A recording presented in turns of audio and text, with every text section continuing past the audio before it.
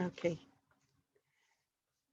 So sorry, I'm just saying again that we are happy to be here with Caroline Roidston, currently Chief Experience Officer at Cooper Hewitt Smithsonian Design Museum in New York. So Caroline will speak about the visitor experience and digital and physical experience of the visitor. And thank you, Caroline, for being here with us. So the stage is yours.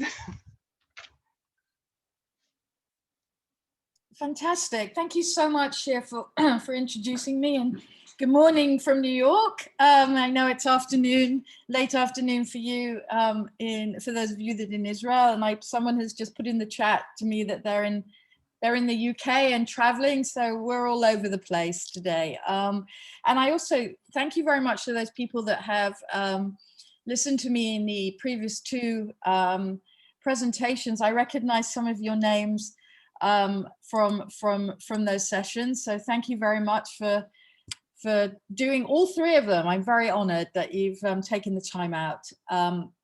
So today, the first two sessions, we were very focused on digital strategy and the importance of a digital strategy. But even in those sessions, we talked about digital as being part of an integrated museum experience. And today, the focus is really about integrating physical and digital experiences to create a more holistic approach to the visitor experience. So I'm going to share my screen now. And today's talk is really about examples of what I'm saying. So hopefully, and I will again go quite quickly, and if you have some specific questions, please do put them in the chat, and we can try and address them either during or at the end of the presentation. I'm just going to share my screen. Can you all see that? Excellent.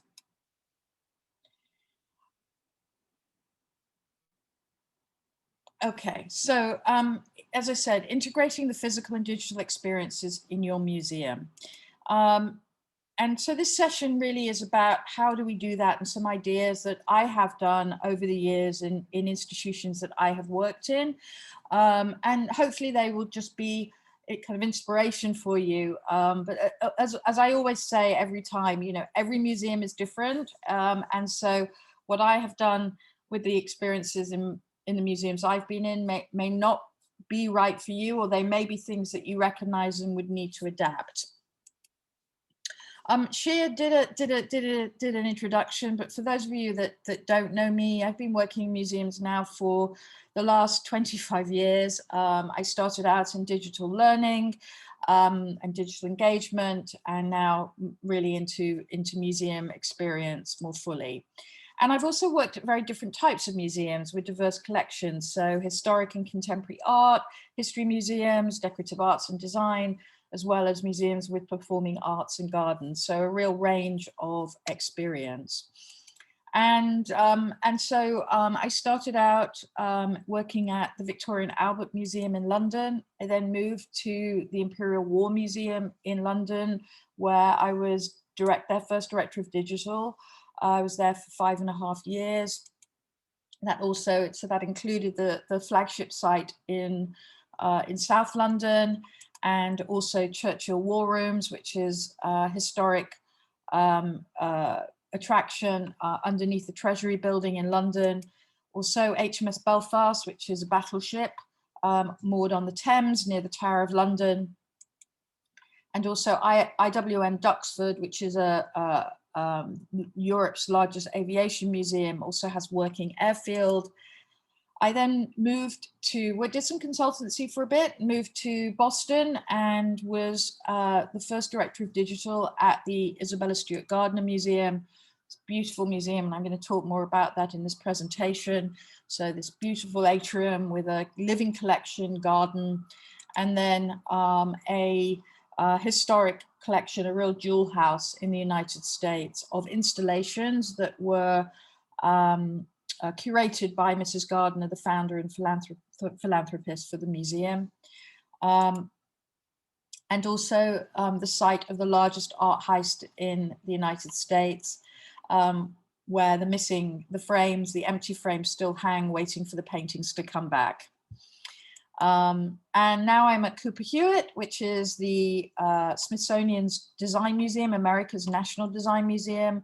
It is in New York on 5th Avenue in somewhere called Museum Mile. So it's about 2 blocks away from the Guggenheim Museum, 1 block away from the Jewish Museum, and about 5 blocks away from the Metropolitan Museum of Art. So it's a really huge tourist area, and has some of the major museums in New York, all within 1 mile vicinity.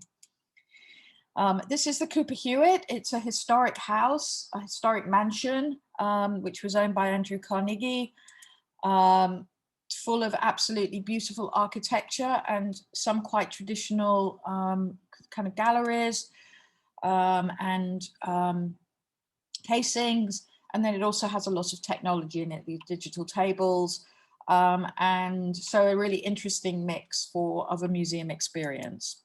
It has something called the immersion room, which is a wallpaper room where visitors can design their own wallpaper. It projects onto the walls. And here you can see they're taking selfies for Instagram, which is a really, really popular thing to do, and one of the biggest ways that the museum gets promoted, actually.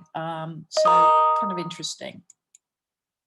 So moving on to the presentation, and what do I mean by integrated holistic experience? So what I'm really talking about here is the physical, the human, and the digital together, which equal the total museum experience.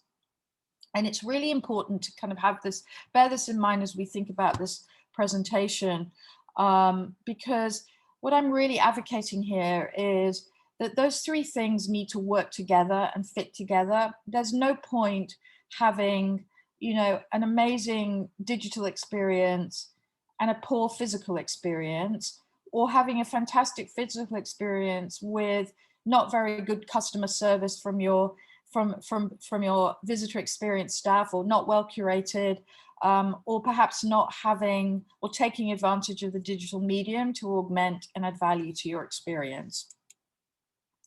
So when I think about the visitor experience, what I'm really talking about is the end-to-end journey. And by that, I mean, before anybody has actually visited, so the pre-visit, so that could be, seeing an advert for the museum on the side of a bus, or in a train station, or coming across it on the web, or visiting on the website. It's the visit itself. It's the post-visit, so the engagement that you might have as a museum with the visitor once they've left. Often you get a follow-up survey, a questionnaire, or you might get, thank you for visiting. Did you know that next month we've got this amazing thing happening? We'd love you to come back, or would you consider being a member? But continuing the conversation to re-engage and to try to encourage them to continue to have a relationship with the museum, whether that's visiting again, or if it's a tourist, telling their friends all about the amazing experience, or encouraging them to continue to engage with the museum online. And the real challenge around an integrated museum experience, a total museum experience, is how do you provide the visitor with the right services and information at the right time and in the right form? So again, that could be, when they visit, just having a really fantastic welcome and feeling included and wanted in the museum, to having a fantastic experience on the website, buying a ticket or doing some research before you visit and understanding a little bit more about what you're going to see, as again, to that conversation that you might have afterwards. And then this very important new area, I think, since COVID, is the remote audience. So the people that have engaged with you while we've been closed, and that you want to continue that relationship with. So people who certainly for Cooper Hewitt anyway, who are you know, huge national audiences. America's a massive country, and if you live in California, you might not come to New York, or if you live in the Midwest, you might not come to New York and visit the museum, but you still have an interest in design, or we've had a growing international audience over the last 18 months. So how do we keep those audiences that may never visit and still engage with us and feeling part of the experience? So it's, I think this is really thinking about this in this very expansive way, but also breaking that journey down into different types of moments, touch points, I call them, where you are, as a museum, you are having some kind of relationship with your audience. And at that particular moment, what is the experience that they are having? I want to show you now 4 examples, kind of talking about those, what I've just said. One is about visitor journey mapping at the Isabella Stewart Gardner Museum. Second one is about digital content mapping at Cooper Hewitt. The third is about understanding different audience types and what we did at the Imperial War Museum. And the last one is about the work I'm currently engaged in at Cooper Hewitt, which is creating a museum experience strategy. So kind of taking all this learning and thinking about how do you create a strategy around this that you can then implement and implement in the museum. So I'm going to start now by talking about the visitor journey mapping at the Gardner Museum. So what is visitor journey mapping? So for those of you that may not have come across this term, it's really an exercise where you choose an audience type. So it might be your first time visitor, it might be a family, it might be a member, it might be you know, a repeat visitor, it might be an older audience member, but you choose an audience type and you try to map their journey from website to post visit and walk in their shoes. So not your shoes, because we're museum people and we know our museums very, very well, and we are not our audience. So it's really important, even though often what I hear is, well, I know what our audience want and like. It's often actually only until you really listen to visitors and walk in their shoes that you understand that the thing that you think is really easy to find, the bathrooms or the cloakroom or the cafe or how to get into the galleries, is really obvious and easy for you. You find out when you listen to visitors that perhaps that's not the case. And so this exercise is really about trying to understand what it's like for visitors. What are the main touch points or main areas of the visit? You know, is it the website? Is it the entrance when they come in and the experience they have, the visit itself, and then obviously the post visit, which is what I mentioned earlier. And what do your visitors need from the museum along their touch points? So really thinking about those at that moment in time. Is it they need a sign? Is it they need a human person to say, go this way, or welcome, we're so pleased to see you here, or someone to handle the ticket transaction? Or is it actually, you know, an audio guide or some kind of digital experience in the galleries to help them to better understand and better deepen their visitor engagement? And how are you setting your visitors up for success so that they are going to have a really great experience at your museum? And what are the opportunities that perhaps you're not taking advantage of right now? And what are the challenges? You know, often we have real challenges like being in historic buildings that were not built for Wi-Fi. So that makes it very difficult to provide digital experiences in the museum, or they're not accessible, you know, because they were built before people really thought about that. So if you have a visitor in a wheelchair, or you have a visitor with some kind of physical disability or visual impairment, you know, what are the challenges that we really have to overcome to make sure that we're setting our visitors up for success? So these are really good questions to sort of have in the back of your mind as you're working through things. So visitor journey mapping is really is a physical analog activity. This is us at the Gardner. We had long tables with long pieces of paper and lots of Post-its, and we divided up the journey into those different touch points, those pre-visit, the entrance, the visit, etc. And then we had done about 10 interviews, quite involved interviews with the audience type. And for our exercise, it was first-time visitors, people who hadn't been to the Gardner Museum before. We did, I think, 6 to 10 in-depth interviews, so not a lot. It's qualitative, not quantitative. And we really dug into what they wanted out of the visit. And then we followed them, with their permission, obviously, we followed them around their visit and kind of observed what they were experiencing, and then talked to them again after the visit to ask them what their impressions were. And then we had those interviews transcribed. And then we asked every member of staff that was involved in the journey mapping exercise, we gave them a person to listen to, one of those interviews to listen to, and the transcript. And so they came to the session with a very deep understanding of 1 or 2 visitors and what they had said. And based on what they had said, we started to map out what that experience was like walking in their shoes. And we looked at, what the challenges were, what the opportunities might be, and where the museum might intervene to improve the experience, and where we were doing well. And what happened at the end of it? So this was 2 days. It was about 20 staff members. The Gardner had 100 staff, so about a quarter of the staff were involved in this. People on the front line, people who are working with visitors or producing services for visitors. So we had some curators. We also had security guards in there, because they are the people also looking at what visitors are doing and interacting with visitors on the floor. We had visitor experience people. We had digital people. We had some people from development, from advancement. So a whole range of people involved in the visitor experience. And we took 2 days and we mapped out these various journeys for different audiences. And at the end of it, we produced a map, literally a map. And this is what it looked like.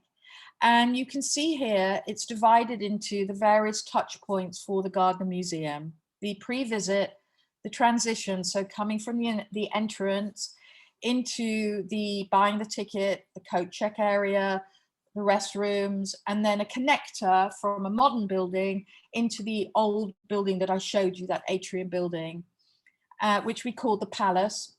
And then their experience in the Palace, and then what happened when they left. And for each of these things, we had posed some questions, we had proposed some actions, and we had listened to the perspectives of the audience. And this was what we produced. And you can see there are low and high points. So in this first bit on the pre-visit, a low point was parking. Now, the museum doesn't have any parking facilities, but people in Boston had to mainly drive to the museum and then found difficulty trying to park their car. And so they would often come into the museum having spent a long time trying to find a parking space, and were cross because they had been, had to waste, maybe half an hour looking for somewhere to park that they had thought they would be in the museum. The second point was in the transition, and that connecting dot, which is from the new building to the old building. And what people found was that, particularly in Boston, that has very cold winters and people have big coats and often, have their bags, they're not allowed to take those things into the museum, into the old building. And they would often bypass the coat check because there'd be a queue and try to go straight into the museum, and they would be stopped and told they had to go back. So that was another point, a low point. Then there's a high point, which is going into that amazing atrium and having a wow moment and having that experience of, this is incredible.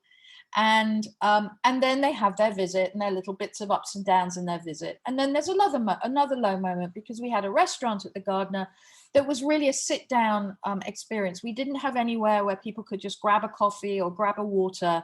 And so people would often come out of the Palace, which was quite exhausting and very immersive, and not have time really to decompress and just, have a coffee. They have to kind of commit to going to a restaurant. So that was another low point. And then the shop was great, and then they'd leave.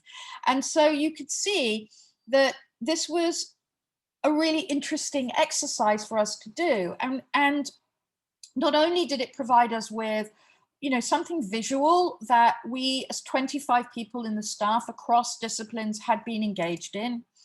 It also helped us to think about, well, what do we need to do next? So on the back of that, we redesigned our website to be much more aligned with what people wanted to be able to find out when they first decided they wanted to visit the Gardner, and also when they were there, what kinds of content they wanted to support them. And you know, one of the things that people, because it's such an unusual museum, one of the things we discovered is that people didn't really know what to expect when they got there, and it's not a traditional museum. And so we wanted on our website for it to be very visually stunning and really enable people to really see what the museum was like before they visited.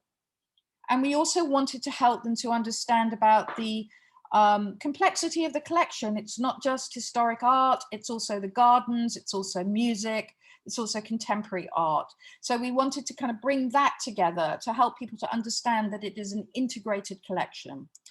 And we really wanted people, when people came into the museum, what we discovered from the interviews was that people wanted to know more about the founder. They wanted to know more about the building. They wanted to know more about how she acquired the collection, which is a fascinating story. So we built in more stories so that people could either read them before they came or read them after they'd had the visit when perhaps they had more questions. And, you know, again, we put the collections online, we made it very visual. We put these stories and we tried to tell the stories in different ways. And then we also developed an audio guide that was, because there were no labels in the museum, people really found, and also the wayfinding is very difficult. We wanted to create an accompaniment to the visit that was really about helping people to understand what they were looking at, but also understand the immersiveness and the story behind the museum. So we created an audio guide that directed people around. It had GPS function in it. So people were basically told, turn right, turn left. And we also developed, so this is this beautiful atrium, there's another picture of it. We also developed an immersive audio guide, which I'd love to just play you 30 seconds of, so you can hear just a little bit about how it's not like a traditional audio guide.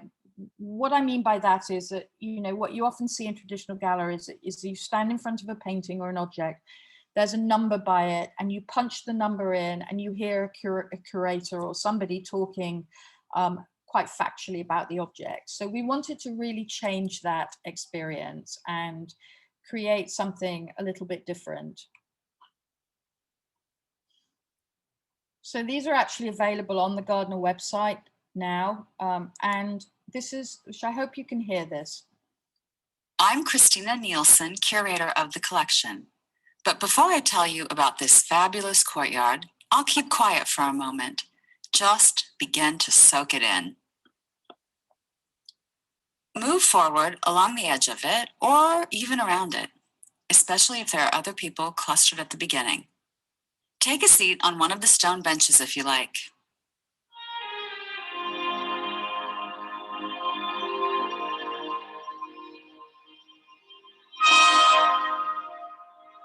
The music you're hearing is from Mozart's The Magic Flute. Isabella had an orchestra playing this on the opening night of her museum. When I have people with me who are visiting for the first time, I tell them to look at the courtyard from bottom to top. I think it shows Isabella's journey through time. The bottom level is like an ancient sculpture garden. In the middle is a Roman mosaic. That mosaic has an electrifying image of a head of Medusa at the very center. She's a mythological creature whose gaze could turn men to stone. Now, let your eyes take in the ancient Greek and Roman sculptures surrounding it. So now I'm going to try and get back to where I was. Whoops. It's not full screen, is it?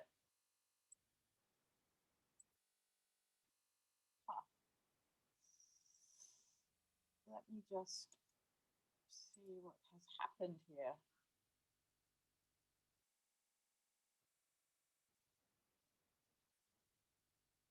just going to stop sharing for 1 second, just to try and get this. Oh, let me hang on a second. Excuse me.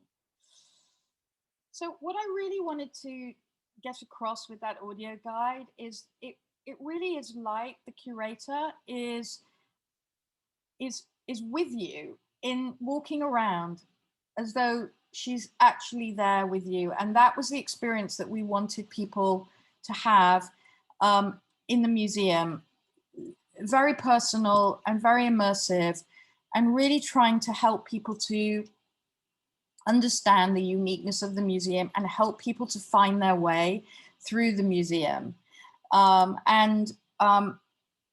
We did some user testing with that, with first-time visitors, so the audience that we were trying to develop it for, and we tweaked it and changed it, and now they have a whole audio program based on this model. And what's been amazing as well, I think, is that because we have this type of experience, it's also enabled the museum to bring in new voices and different voices of people reacting and responding to the collection and to the museum that they're seeing. So a really different approach that I think really has moved the dial for the museum significantly.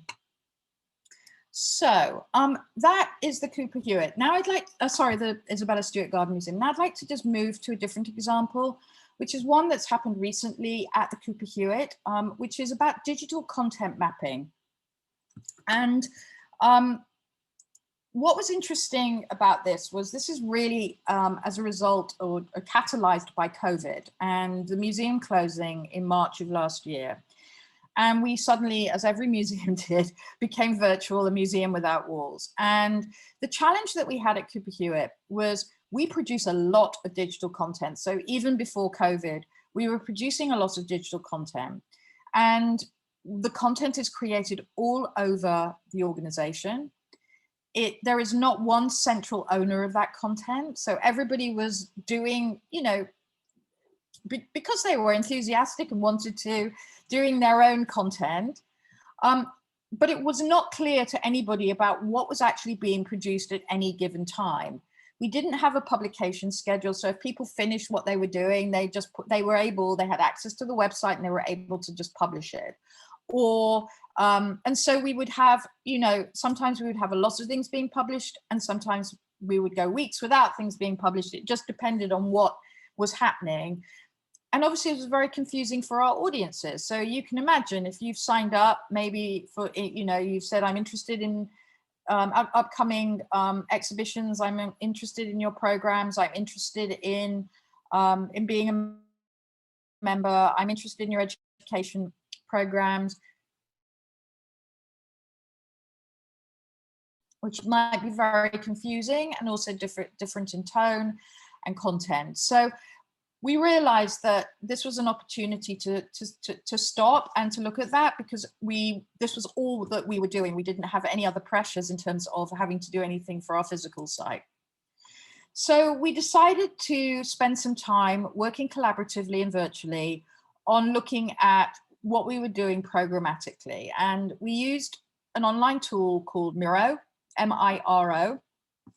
And this is a collaborative whiteboard. There are several other different whiteboards, but this was essentially a whiteboard that enabled us to work remotely and to brainstorm and share ideas. So we started to map out what we were doing across the museum over the next 6 months, because when we first did this, we didn't realize how long we would be closed for. We didn't even imagine that we would be closed for 6 months. So we started with the next 6 months, and we did a very big board with lots and lots of things on it.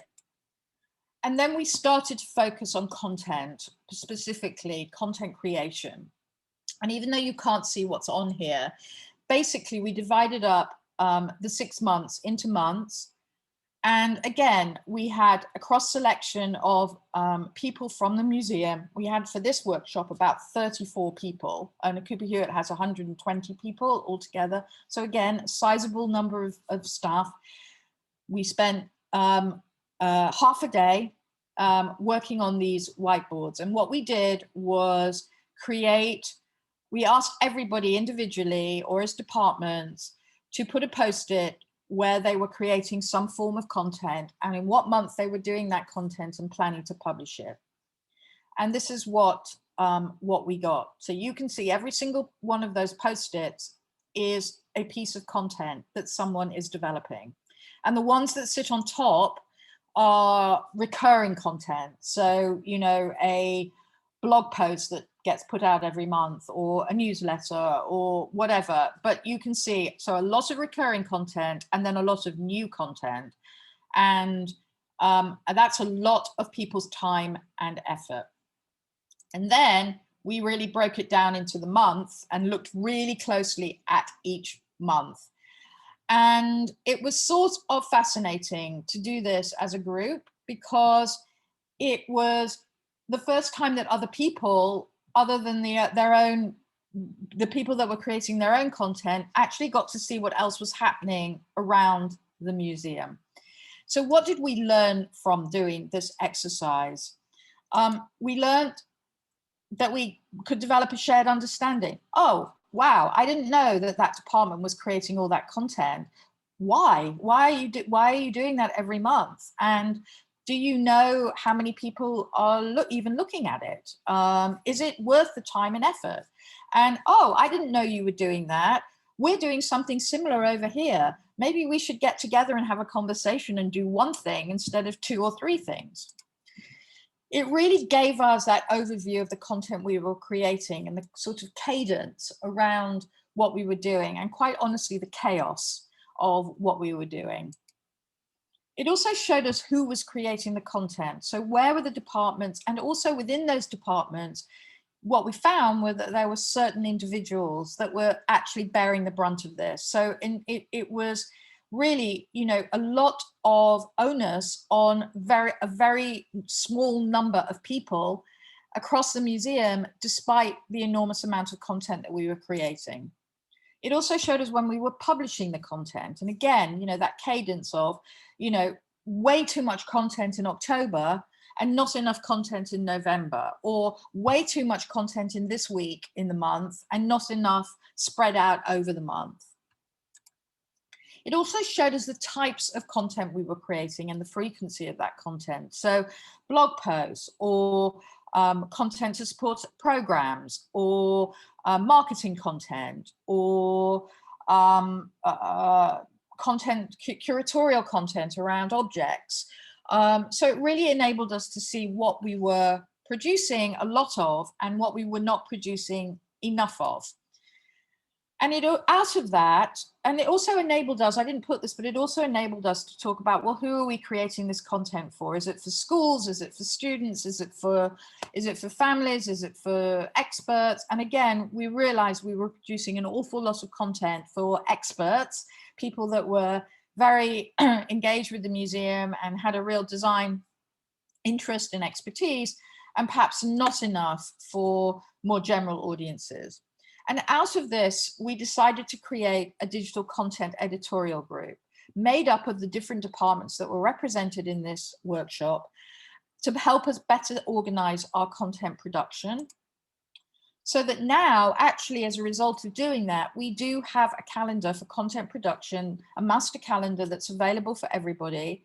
It's managed by this editorial group. They meet bi-weekly and they go through this content and they make sure that it is not all being done by 2 or 3 people, that it is that the frequency of the content is more strategic and more aligned with other things going on in the museum, and that we are publishing content at regular intervals, and that is managed more centrally by our comms team.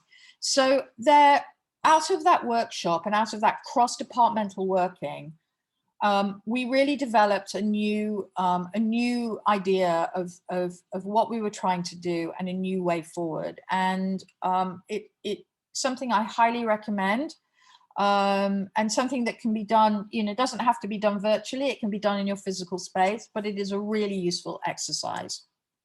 So the next example I want to show goes back a few years, but is also very, very interesting, which is actually understanding your audiences. And this was work that my digital team undertook at Imperial War Museums. And the website looks different now, but when I was there, we developed a new website for the Imperial War Museum, IWM, and we were very interested in trying to better understand who is engaging with the museum, and both in terms of understanding people that are interested in our content, and also people who don't think they're interested in our content, but actually should be interested in our content, and also how we better support people when they come on site, again, for that idea of setting them up for success for a visit at the museum. So we looked at we had audience segments for our physical audience, the people that were going to visit, but we decided to create audiences for the web because it's a slightly different behavior and a slightly different type of audience. And we created these audiences ourselves, and they went from history phobes, so people who don't think they like history and are not interested at all in, would never consider going to the museum, would never watch a history program, wouldn't read a history book, would be like, I have no interest whatsoever in this museum, to an empathizer, so somebody who is, is curious about the museum and kind of interested in, what we might have, but doesn't really think that it's for them, to a self-developer, somebody who, has an interest in learning and wants to discover more, to the history enthusiast, so somebody who does like history and is probably already engaging in the museum in some way, but wants something more than just introductory content. And then the expert, the researcher, the academic, the person that will come to our museum, know exactly what they're looking for, go to the search, put in their search term that they want and expect to find information, or be looking for very niche type experiences where they can go deeper.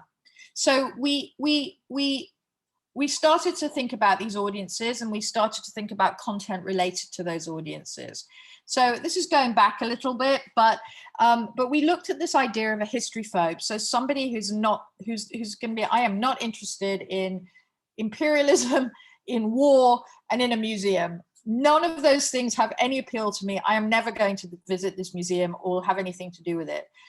But we looked at what was going on out in the world, and at the time that I was at the IWM, there was a very, very popular television program called Mr. Selfridge, which was about the founder of the Selfridges department store in London, and it was all about fashion and retail and commerce. And the Imperial War Museum actually has an enormous amount of content in that area. It has a massive fashion collection, and also about people's lives at that time in Britain, because the museum actually is not it's a history museum, but it's a social history museum. It's not really a museum about conflict and war. It's about the impact of conflict on people's lives, but it's also a social history museum. So we thought about that. We also thought about Downton Abbey, which some of you may remember as well, and the popularity of that show. And the museum has an enormous amount of content about Britain during the war years, the interwar years, and also about the use of these kinds of historic homes during the First World War and the Second World War, where they were commandeered by the army and used as hospitals, as military bases. And we had an enormous amount of information about those things. So we were really trying to tap in to what the interest was out there, and how people within how we could get people engaged with the museum and where they would go. And we looked at places like Pinterest, where there are people making their own creative community boards, pin boards, and make, do, and mend, being thrifty, eating healthily, all of these things which really came out of, being involved in a war. This was all IWM content, these amazing posters, these amazing booklets that the museum had, these amazing adverts that the museum had. And we started to make boards that other people who are on interest and interested in crafts and arts could engage with the museum collection in a different way, not on our website, not by coming to the museum, but by going to the spaces that they were in and saying to them, did you know we have all this amazing stuff about the things that you're actually interested in? And then we also did things like, the museum has an amazing photographic collection. And so we started to publish in different places, not on our website, in places like BuzzFeed and other news outlets, just incredible photographs. So here, 19 amazing photos of female riveters during World War II. And you didn't need to know anything about the collection. You didn't need to know anything about the history. They're just magnificent photographs. And so again, exposing the collection and the museum in the spaces that people are in is suddenly enlarging our audience and inviting people in who would traditionally say they have no interest in the Imperial War Museum. For empathizers, so people who may be interested or may have would at least be curious about what we might have. We looked at things like Wolf Hall, so Hilary Mantel, a history book, a fictional book based on historic, on a historical period and historical figures, and programs like Who Do You Think You Are, which is I don't know if you have that in Israel, but it's a very popular genealogy program in the UK where famous people do a genealogy study of their lives. And in fact, most of the episodes for Who Do You Think You Are, which is a BBC program, most of the episodes, part of them, are filmed at the Imperial War Museum in the research room, because many of the records, military records, service records of people's ancestors are held by the Imperial War Museum. So there was a direct link, even though people would never know that. And often the curators and the historians are interviewed on Who Do You Think You Are? So bringing that again into our understanding and thinking again, how do we reach out to our audiences? So we started to play around. So this is an image that we have used technology, quite simple technology, to show a scene in London of during the Second World War when the city was being bombed, and London today. And so people could walk down the street and see London as it was during that time period, because we had photographs of exactly that place and then the real place. And just giving people a sense of, again, what we have in our collection, and putting people in that place and being able to empathize with the experience that people in London had during the Blitz as they're walking in the streets of London today. We looked at things like the History Channel and the opportunities, again, for quite accessible history lessons through the History Channel, very popular channel on television. And again, a lot of the archive for those programs is taken from the Imperial War Museum archive. So again, how could we bring the museum into those spaces? And then we started on our website to develop more stories. So really thinking about this idea of using the collection, this is a story about D-Day, and just creating really a very simple kind of story, linear story of 5 or 6 photographs with very short text that enable people to see these photographs, which they normally wouldn't be able to see anywhere else, with the Imperial War Museum's storytelling wrapped around them. And that was for the self-developer, that next level of audience. So the people that have an interest or are interested in learning, giving them more of a storytelling experience. And then the history enthusiast, where, they're probably reading history books. Again, these are history books that are, bestsellers in the UK. So they are the kind of books that you see in airports and you see in our bookshops and on Amazon, very accessible, written by well-known historians.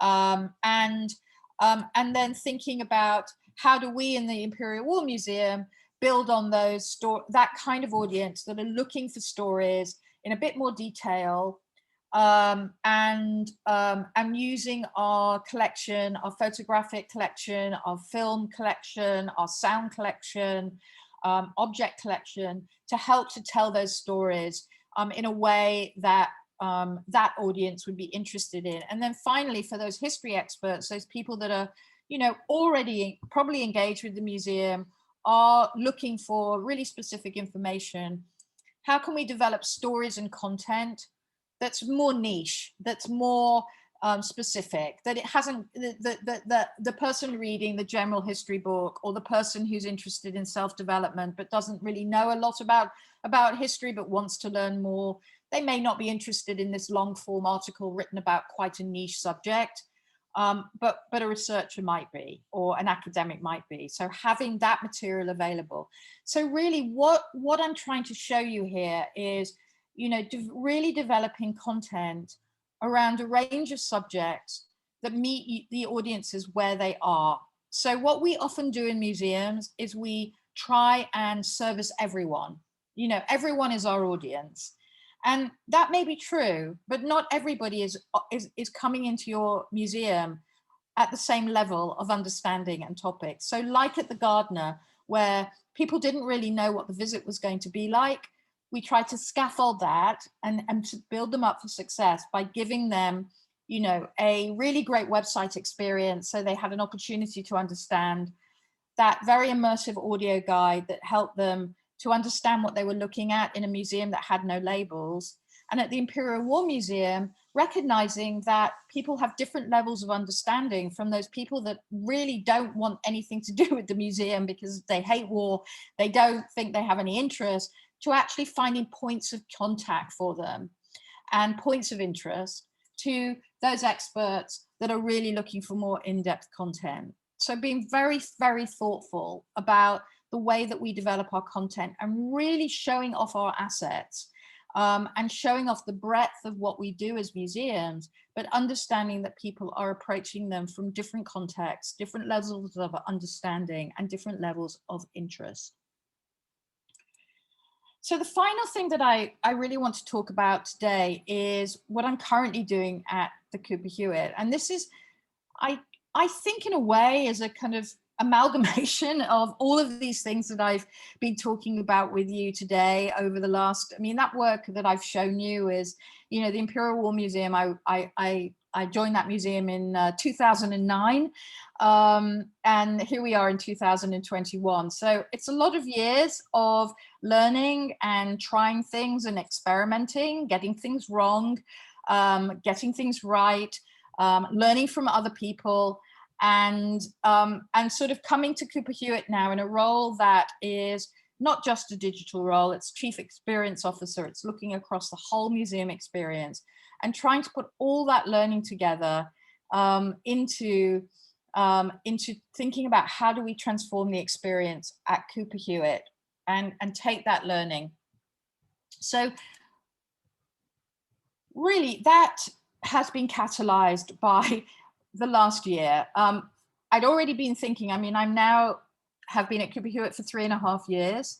So for 2 of those years, we were a functioning museum that had visitors coming through the doors. And we had already started that conversation around, what do we want next? What's the future for the museum? And then, of course, our doors closed. And out of a crisis comes an opportunity.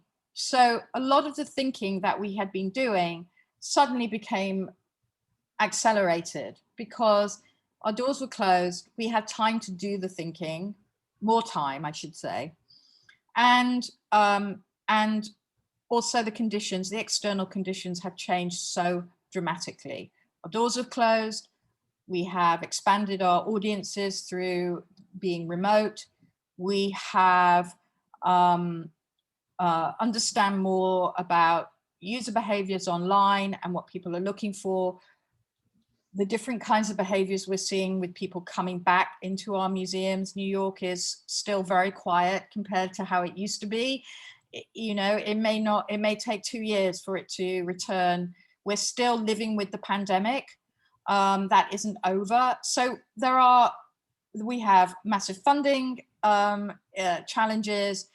There are really new and challenging, difficult external conditions. We have, you know, a new challenges around social justice, and, you know, really, really big questions that we are asking here in the United States, as I know is happening all over the world. So what did we learn from the last year? What are we continuing to learn from the last year?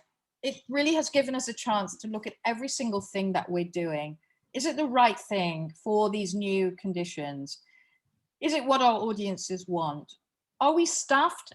Do we have the right skills? You know, suddenly everyone had to become digital. It wasn't just the responsibility of a digital team or 1 or 2 people. It's now everybody's job. Are we going back when our doors open, or do we want to grow and build? You know, if digital is the future and our audiences are becoming ever more digital, what are the new ways of working that we want to keep as a result of, you know, doing that work, that collaborative virtual work? I don't know if I would have got all those people together for 2 days or a day in a room. And, you know, and now those boards are there. They're there for everyone to see. We go back and work on them, and they've become a way of working. We've developed new skills as a result of that, new skills around collaboration, new skills around using these tools. If you're a curator, suddenly you've had to think about, you know, how do you create content for these new remote audiences?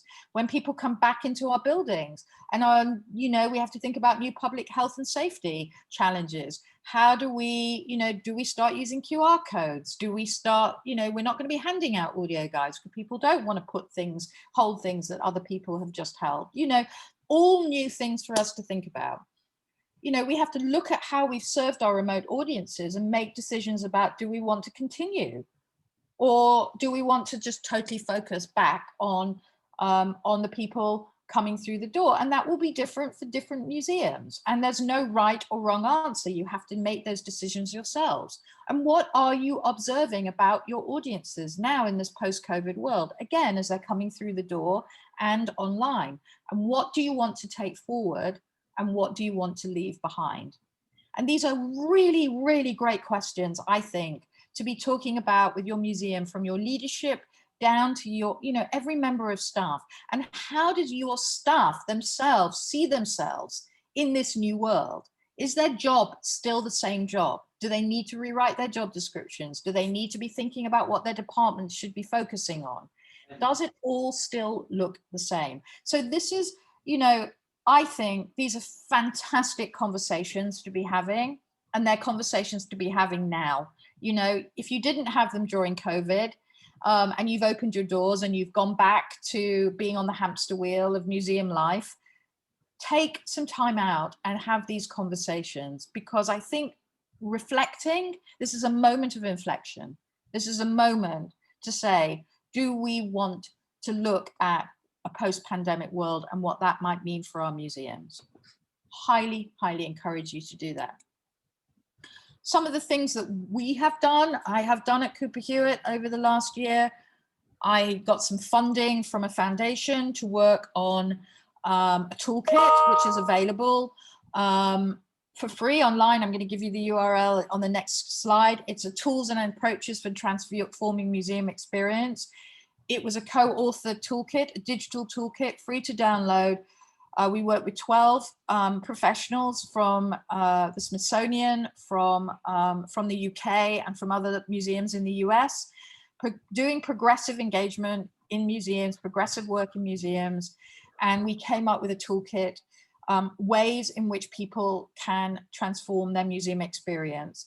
You know, again, really looking at those questions that I posed before, and thinking about, you know, what are your design challenges? What are your big challenges in your museum? How do you want to think about addressing those challenges? And here are some, we give you some resources and examples of things that you can try in order to be able to start to implement and execute on those challenges. And so that's the name of the toolkit. I'll leave this I will send this presentation to ICOM, so you'll have this available. But as I said, this is available on the Cooper Hewitt website. It's free to download. Please feel free to take a look. And the other thing that I am working on, which is a really big piece of work, and I'm really at the beginning of this journey, is creating a new guest experience, vision, and strategy. So again, building on all of this work that I've been talking about.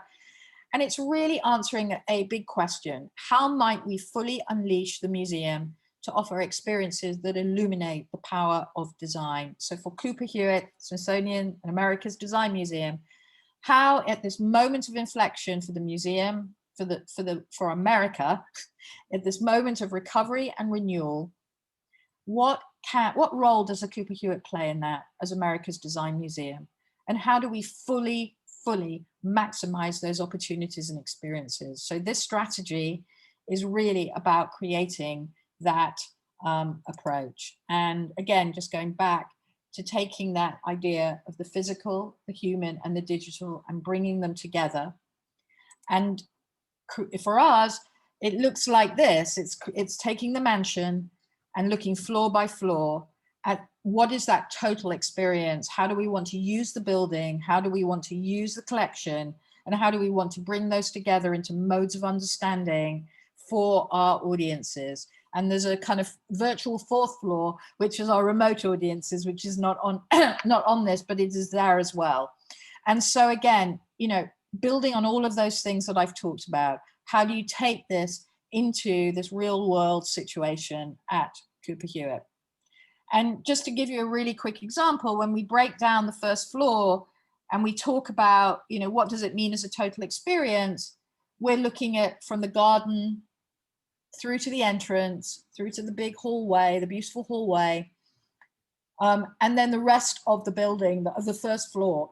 How do we use those galleries? How do we connect them? How do we create a really seamless experience for our visitors? And how do we build agency in that space for our visitors, so it encourages this idea of seeing design as a life skill for our visitors, and make the space flowing and active and buzzy, and have a combination of exhibitions, of demonstrations, of living labs, of workshops, and really building something and showing something that's unlike anything that in America has offered up before on the topic of design. So something really new and different. And that, as I said, could be a collection of showing 21 centuries of design through different examples of our collection, because that is the collection holding. Having an exhibit that really helps people to understand what do we mean when we talk about design, and design as a life skill. So having a hands-on area, showing people, you know, how design, the importance of design and what that means, and how it actually impacts and is part of your own life. Running workshops, and you know, where we're using our expertise again to apply design in your own life, and showing design in action. So, you know, some of the big challenges and questions that we have today, how is Cooper Hewitt helping to solve those challenges? And then it's what we start to do as part of the strategy is have a building block. So each of these blocks is really about a capability. And that capability, you know, fusing the digital and physical experiences, creating opportunities for storytelling, thinking about new roles and new talents and new opportunities for us, for our staff. Each of these are building blocks that are going to contribute to the development of that strategy. And each of those building blocks is its own thing. And we may not work on all of them at the same time. We may decide as a museum, number 1 and number 3 are the ones we really need to focus on in the next year. And let's think about what does that look like when we talk about the first floor experience or the second floor experience or whatever it is, wherever it is that we want to start. So we're really at the beginning of understanding this strategy and understanding at the moment how we're going to execute on it. But what we will do is, you know, use some of the tools I've shown you and some of the learning. We will prototype, we will iterate, we will talk to our visitors, we will test out on our visitors, and we will do this incrementally.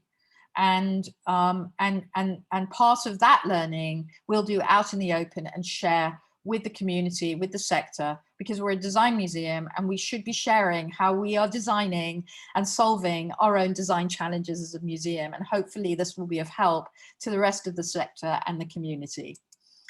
And, you know, again, these are just some sketches that we've done as we've been thinking about this, you know, turning that great hall, that historic building, into just lots of different modes of communication, how we connect the collections, how we connect the architecture of the building, how we display things in different ways, whether it's on people's own devices, whether it's through projections, whether it's through interactive screens, you know, the different ways that we might provide experiences for people as they encounter us in the museum and in our galleries. And then you can see those little kind of connections at the top of the building, top of the picture, you know, which is out in the world. We shouldn't just be in our building. How do we connect to audiences? How do we connect to collections that have relevance for us? So, for example, you know, if you're looking at something in Cooper Hewitt, why shouldn't you be looking at something similar in the Victoria and Albert Museum, and bringing those collections together and helping people to understand, you know, how these collections across the world connect, or even bringing in curators from other museums into the gallery spaces from outside Cooper Hewitt. So the opportunities with new technology are incredible, but they only work if you understand what people need and what the experience needs to be and the way in which they need to consume that content. And that could be having someone from Cooper Hewitt, a storyteller standing in that gallery, actually telling a story, and not have it be a digital experience. Or it could be through better wayfinding, through signage, or it could be by making the building more accessible and opening it up in new ways. So all of those things need to work together.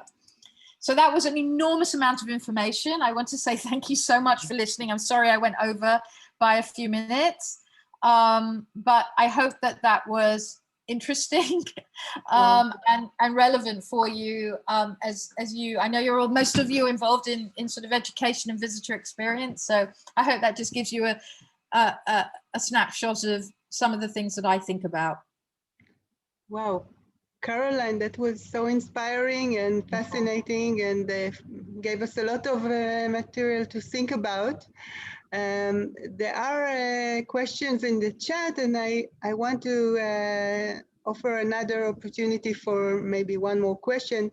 I'll start with the question of Einat Sharon from the chat. What was the incentive of the visitors to answer the interview? So most people are quite receptive to doing that. We interviewed people that were coming into the museum anyway, so they were there to visit. And we just asked people, is this your first visit? And if it was your first visit, we said, would you mind participating in an interview and for us to follow you around? This is for research, for us to improve the visitor experience. And we gave those people a $25 Amazon voucher. So they got, you know, just a small reward, and some people said no, and some people said, yes, we'd be delighted to help. Nice. So I think that generally people are really interested in our work and helping us. Great, thank you. So I'll ask the audience now, if someone has a question, you can open your mic and you can just ask, I guess. I will be happy. Yeah, Shelley. First of all, Caroline, thank you very, very much on behalf of all the participants, and on my side, I think that it was a marvelous presentation, and I must say that I'm impressed by your ability of talking. You are speaking with no breathing. I mean, as a lecturer, I really admire you, but this is a private compliment. I was writing a few of the things that you said, and I must say, maybe I will sound too critical for the participants, but I think that I try to be polite, that in Israel, in the museum world, I think from time to time, even today, I said it in a conversation with someone, that there's no policy and no strategic policy in museums. So sometimes I think that every day they change their policy. They don't know who they are. Mm-hmm. And I think that it happens in many, many museums in Israel. Mm-hmm. I don't know whether you know Israel, whether you were in Israel ever. I have been, yes. Ah, okay, so you know a little bit. Yes. And I think that it's become worse and worse. Mm-hmm. Shelly, do you have a specific question also, or is it just a comment? Or I have many questions, but I don't think that it's really okay. the time. I think, you know, I think what I would say in a, you know, and again, I mean, I don't know what the leadership issues are, and who your directors are, if they are museum, you know, it's always, if they're museum people themselves. I'm not working in the museums, Caroline. I'm coming from the academia.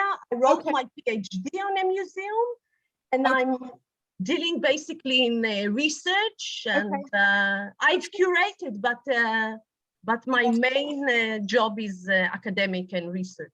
Right. I mean, I would say though, we're in a situation where you perhaps don't have that clear leadership, or the guidance, or the policies.